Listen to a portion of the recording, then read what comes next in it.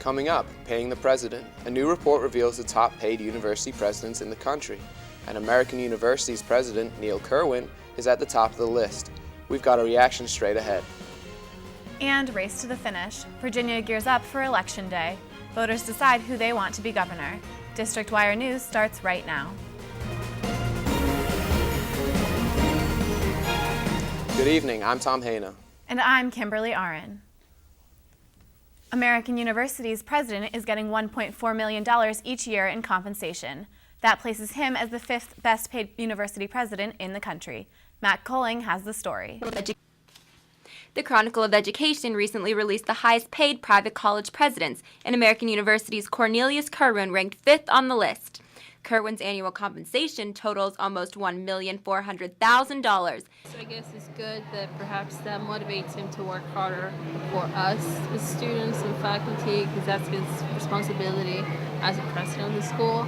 I mean, it's unfortunate because we're not, Harvard or freaking Princeton. I mean, this is American, it's a small campus, and they should use that money to really rebuild other buildings like Big League. Gary Abramson, chairman of AU's Board of Trustees, sent out a memo to the campus community justifying Kerwin's compensation.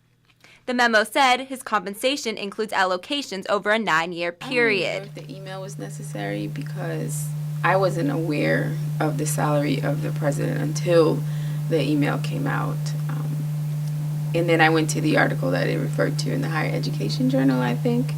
And after reading that, it just made sense to me that a president of a private university would be paid such a high number because of the money that they raise for the schools and the role that they play at the university. Whether or not this issue will cause more controversy on campus is yet to be seen. Matt Colling, District Wire News, Washington. And the debate over same-sex marriage continues. Over 150 people are expected to testify today before the D.C. City Council. Same-sex marriage is recognized in D.C., but only if vows are made legal in other states. 9 of the 12 council members have co-signed the bill, and this is the second of 2 public hearings on the legislation. 5 days after an assault on a lesbian student, Georgetown University faces its second anti-gay incident in a week. The attack took place near the intersection of 36th and N Street on Sunday, shortly after a Georgetown football game. With the D.C. gay marriage proposal in Congress this week, questions arise about whether hate crimes will affect the vote. William Leap, the anthropology department chair at American University, believes that it will not be the main source for discussion. Is really going to be the thing that's going to make or break the act. There's a lot more complicated questions that are circulating around the passage of this legislation at this particular point in time.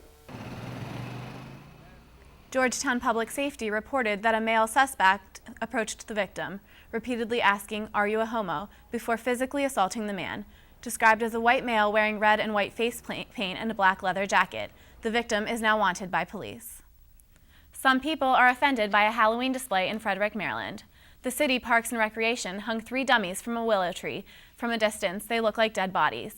Now the local NAACP wants them taken down. They say the dummies bring back memories of lynchings.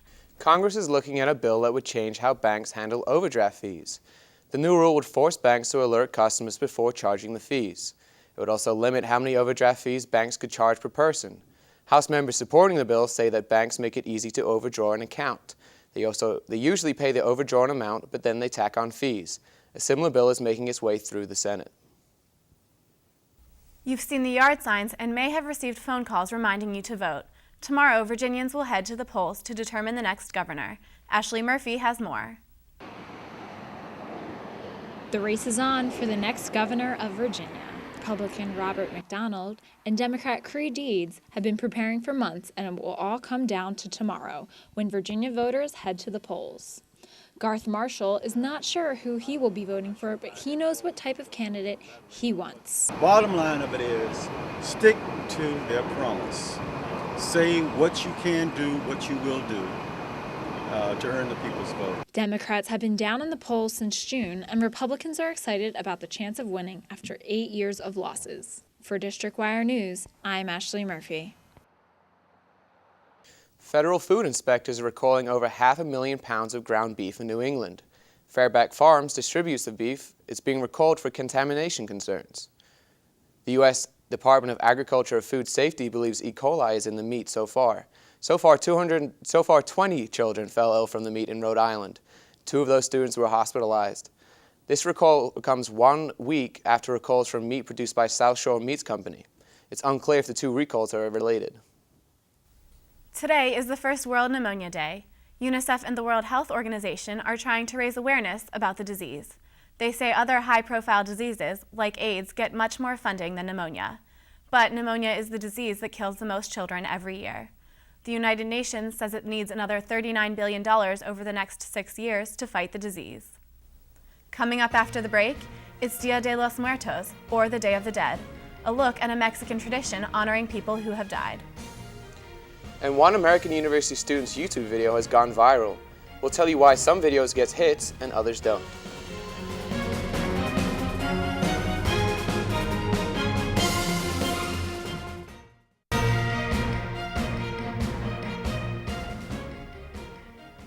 The National Zoo says that 2 oryx animals died this past weekend.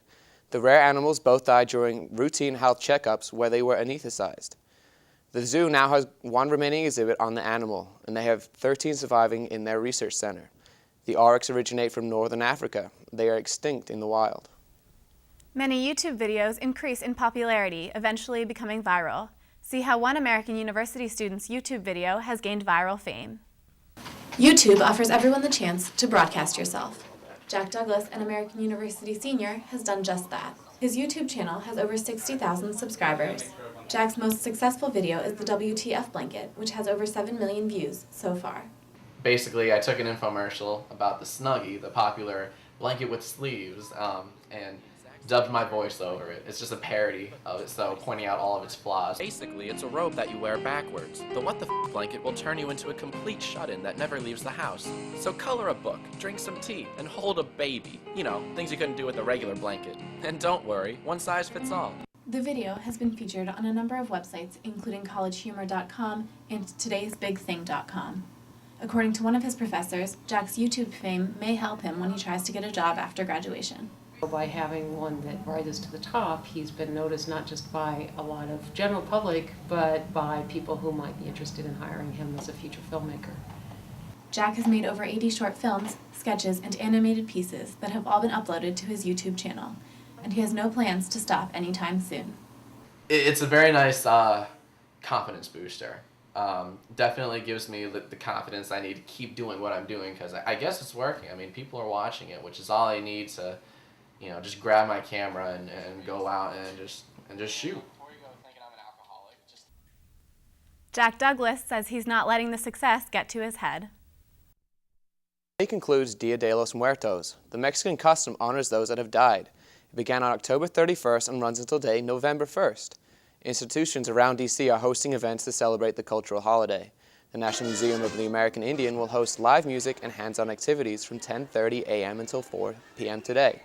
Various Mexican restaurants around the city have also have specials, making the Day of the Dead a great day to have a fiesta.